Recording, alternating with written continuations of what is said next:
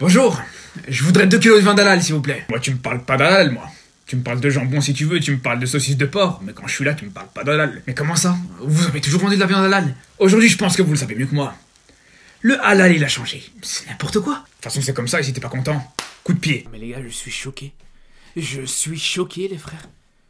C'est quoi ce criminel?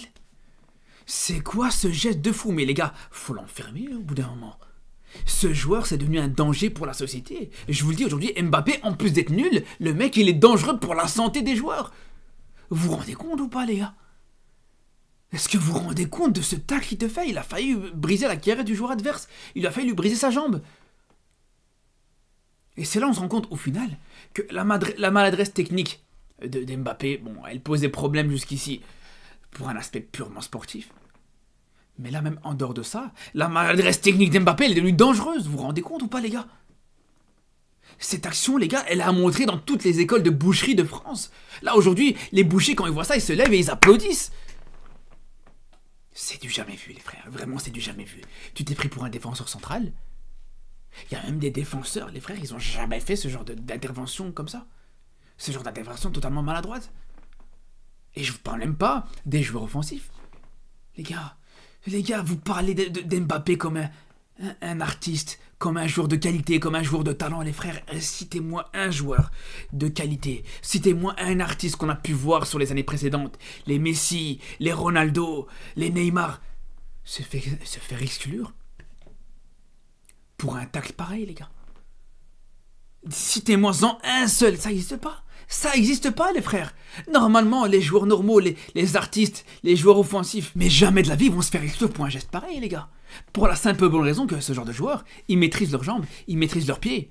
Mais Mbappé ne maîtrise pas du tout ses pieds, les gars. Ça, on l'a bien vu. Alors jusqu'ici, tranquille, les gars, il n'y a pas de problème. Tu rates tes crochets, tu rates tes passements de jambes, tu rates tes contrôles, vas-y, on s'en fout, ça concerne personne. Mais là, quand c'est devenu dangereux pour les joueurs que tu affrontes, t'es devenu un danger pour tes adversaires, ah là, ça commence à devenir problématique. Je suis désolé, les gars. On est où là, sérieusement? Et en dehors de ça, les frères, parce que autant le geste, comme je vous dis, pour moi c'est tout simplement criminel, c'est une première chose. Mais en dehors de ça, les gars, le mec il se fait exclure en première mi-temps, il condamne ses coéquipiers à jouer à 10 contre 11 sur quasiment 45 minutes, à la veille ou à quelques jours d'un des matchs les plus importants, pour pas dire le match le plus important de la saison pour le Real Madrid, les gars. Donc ça veut dire qu'il fait en sorte que ses coéquipiers vont se fatiguer à 10 contre 11 pendant une grande partie du match. Heureusement que juste derrière, Alaves prend aussi un carton rouge.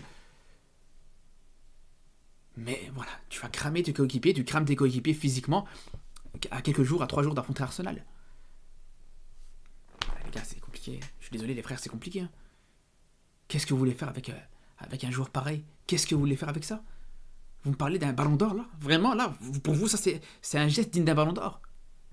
Un joueur qui a même pas la maîtrise du ballon, qui a même pas la maîtrise de ses pieds, qui ne sait même pas suffisamment maîtriser ses pieds pour pas briser des chevilles des joueurs adverses. Vous me parlez de lui comme un ballon d'or, les gars? Regardez le ballon où il est, regardez son pied où il est, les frères.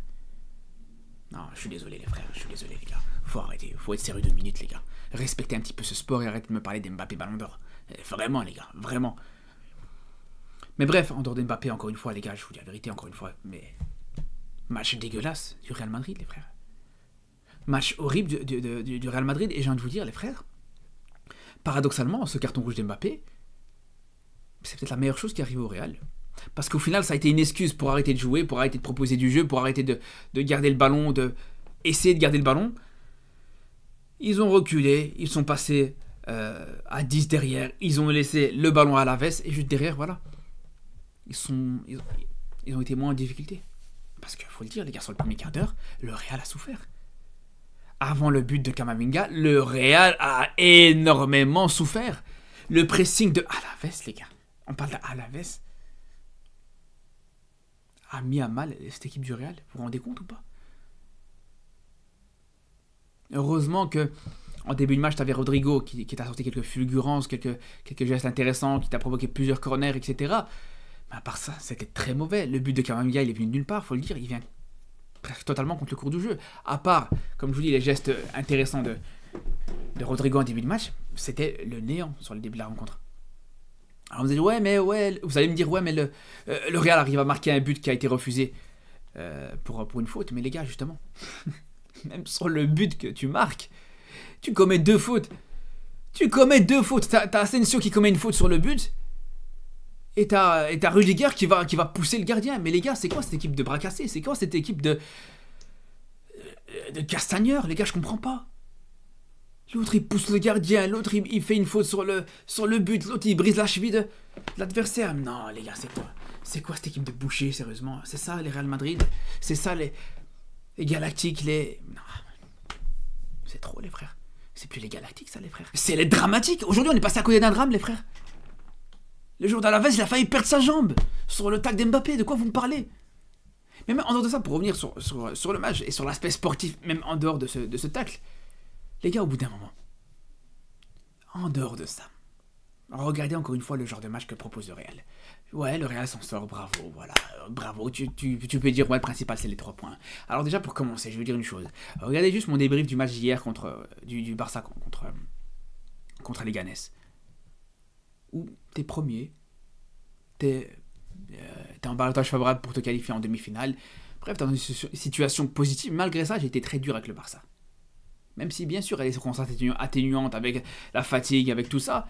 Mais malgré tout, j'ai été dur avec le Barça parce que quand t'es le Barça, quand t'es le Real, tu te dois de montrer beaucoup plus de maîtrise dans un match. Et cette saison, le problème, c'est que le Real Madrid n'en montre quasiment jamais de la maîtrise, les frères. Quasiment jamais. Et au final, ouais, on peut dire à chaque fois, ouais, le principal c'est la victoire. Les supporters du Real, à chaque fois, ils me le disent, ouais, le principal c'est la victoire. Mais après, faut pas être étonné quand tu vois des matchs comme contre Arsenal, où vraiment tu prends une douche froide, où vraiment tu te fais manger, tu te fais humilier contre Arsenal. Et on se rappelle le match aller contre Arsenal, le Real s'en sort même très bien avec ce 3-0, avec Courtois qui, malgré ce 3-0, Courtois qui a été le meilleur joueur du Real Madrid dans ce match.